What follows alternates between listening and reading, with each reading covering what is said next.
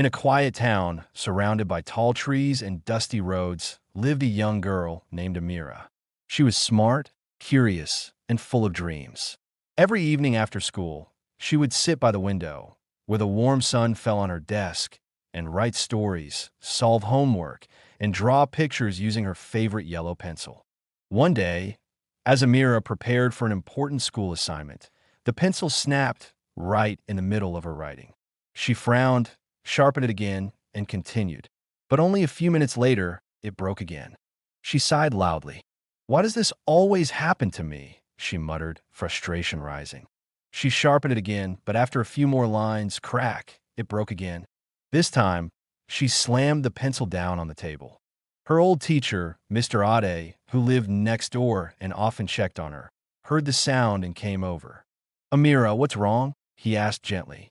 "This pencil," she snapped. "No matter how much I try, it keeps breaking. I press harder because I want the writing to be perfect, but it ruins everything." Mr. Ade smiled knowingly.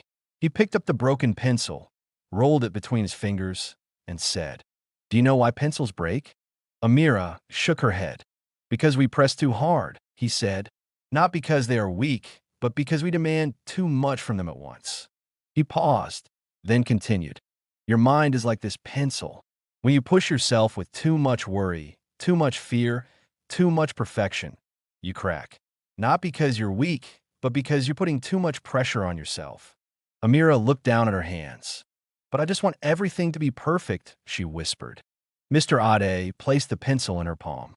"Perfection is not the goal," he said softly. "Progress is. You don't need to press hard to make a mark. You just need to keep moving gently, one line at a time." He sharpened the pencil carefully and handed it back. "Try again," he said. Amira took a deep breath and started writing slowly, letting her hand relax.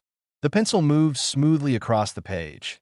No breaks, no cracks, no frustration. As she wrote, she realized the truth behind his words. The problem was never the pencil. The problem was the pressure she placed on herself. From that day, whenever she felt overwhelmed, whether the work was too much or the expectations were too high, she would pause, breathe, and remind herself, "Don't press too hard. Progress over perfection." Amira grew up to achieve many great things. Top of her class, a talented writer, and later, a teacher herself. And on her desk, she always kept one object, a broken yellow pencil.